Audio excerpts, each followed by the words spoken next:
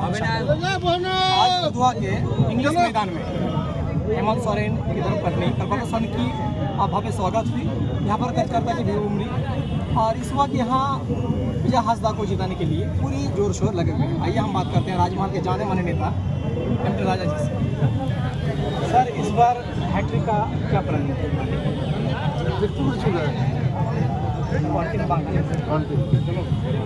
अगर नहीं होता तो कल देश के रक्षा मंत्री हेलीकॉप्टर लैंड नहीं किए चले गए, समझ गए, चले गए।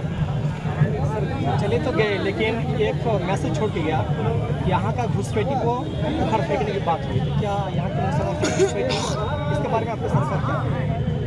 वो भी जान रहे कि घुसपैठी कौन है, कोई घुसपैठी है नहीं। लगातार बोल रहे हैं इस बार सभी कर जितने भी कल का प्रोग्राम में जितने भी उनके मंत्री, जिनके भी नेता प्रतिपक्ष नेता भी आए, सब घुसपैठी मामले ही जोरदार बात। तो मुद्दा कुछ है नहीं, यही जात धर्म अब तो खुल के बोलते हैं वो, बस घुसपैठी जात धर्म यही सब मुद्दा है। डेवलपमेंट का तो कोई मुद्दा है नहीं उनके पास। अगर मुद्दा डेवलपमेंट देखना है तो ये सब सारी चीज़, जमीन सर्वे, गंगा कटाव, पेयजल आपूर्ति योजना, 40 साल से बीजेपी के एमएलए हैं यहाँ।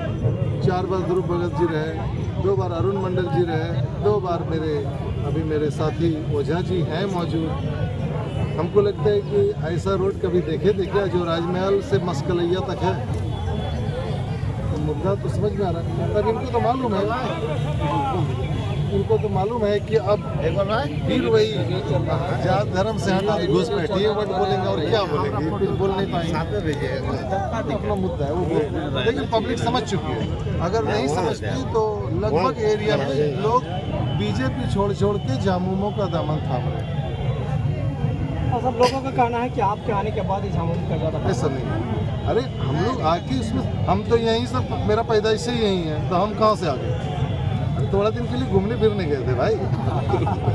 लेकिन उधर के लोगों के पास बहुत सारी समस्या है। हमने 16 बिंदु पर भी खबर चलाई। निश्चित रूप से हम भी यहीं पैदा हुए, सारे समस्या मेरा दिल, दिमाग, नज़र, जुबान सब में, और उसी को पूरा करने का आज चुनावी सभा में हम डिमांड कम रखे थे, लेकिन सारा डिमांड हमारे दिमाग में।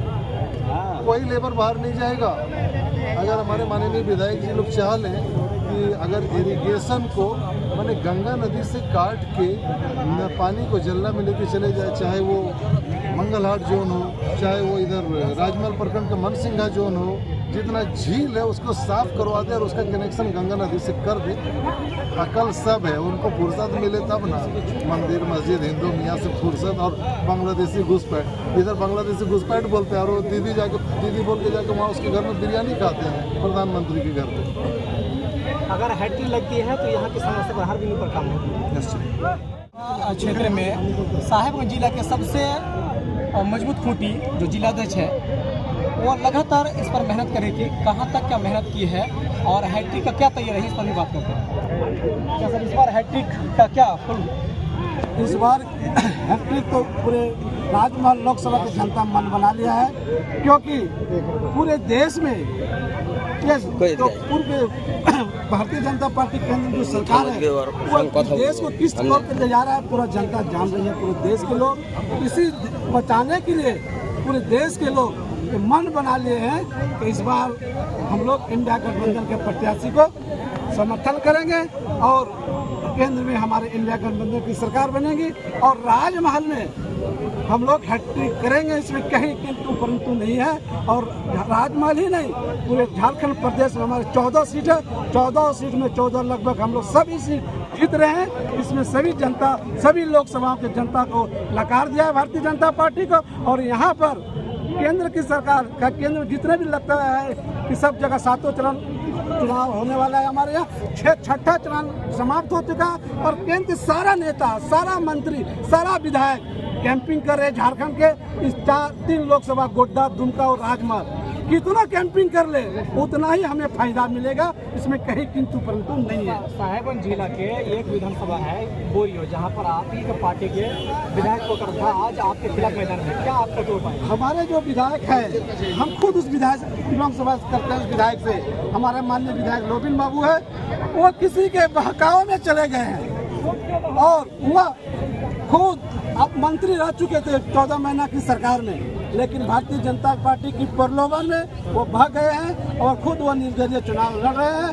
वो हमारे पार्टी में बार बार पूर्व मुख्यमंत्री हेमंत सोरेन के बारे में जहाँ था उल्टा सीधा बोलता था और कहता था गलत कि हम गुरुजी हमारे शिष्य हैं, हमारे गुरु हैं, हम उसके शिष्य हैं। लेकिन जब निर्दलीय चुनाव लड़ गए तो उसका शिष्य और उसका गुरु कहाँ चला गया? ये झूठा बोल के ये प्रधानमंत्री जिस तरह झूठा बोलते हैं उसी तरह ये लोग भी गठबंधन का वोट तो कितना इफेक्ट कर सकता है? हमारे गठबंधन का वोट देखिए, धान जो हम लोग खेती करते हैं तो हम लोग अगड़ा होता है ना, 2-4 गो धान उसी तरह अगड़ा है, 2-4 पैसे के लोभ में जा सकते हैं। लेकिन हम इंडिया गठबंधन राजभवन लोकसभा में हैट्रिक मारेंगे, उससे होने जाने कुछ नहीं है।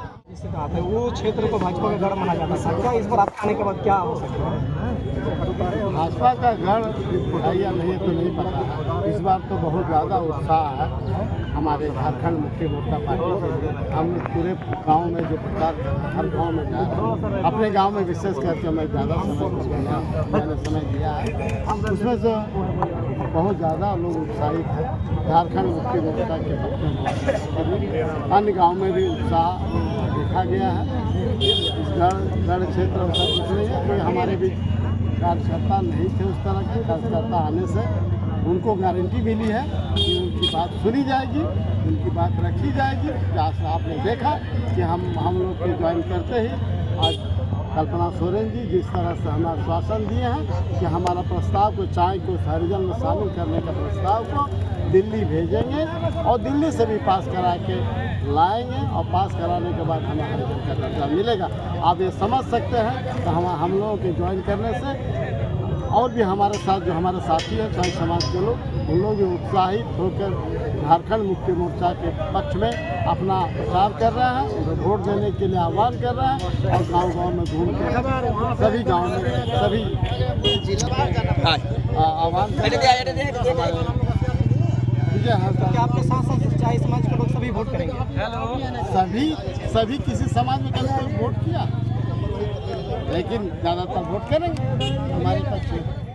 हमारी जनता का चुनाव है और ये जनता का प्रतिनिधित्व हमारे इंडिया गठबंधन के हमारे प्रत्याशी कर रहे हैं।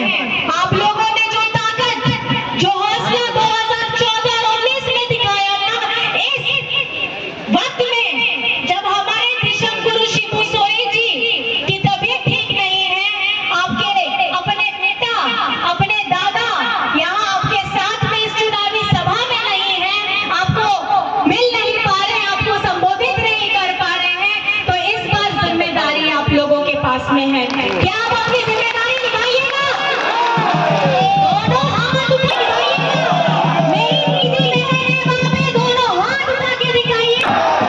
इस बार का ये जो चुनाव है, ये चुनाव अगर इस बार आप लोग नहीं करेंगे सही से वोट, आपने जो आशीर्वाद पहले दिया है वो फिर से आप लोगों को देखना है। दीजिएगा कि नहीं दीजिएगा?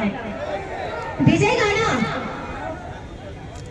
तो आप लोगों से बस इतना कहना चाहती हूँ, थोड़ा पढ़ के बोल रही हूँ, तीर भेदोते वोट देवे ना अपनारा, तीर भेदोते वोट देवे अपनारा।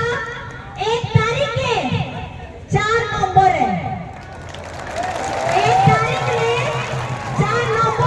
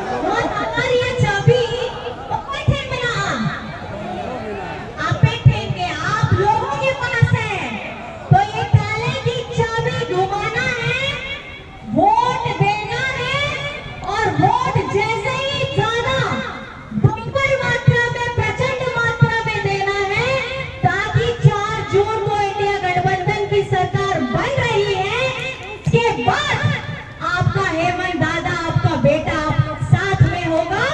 और इसके लिए ये चीज सुनिश्चित करने के लिए हमारे आपके यहाँ के बेटा को भी, यहाँ के प्रत्याशी को भी, अभी के एमपी को भी फिर दोबारा एमपी बनाना है, क्योंकि अक्सर दो ओकोया, अक्सर दो ओकोया, जब अबुआ कान गया अक्सर दो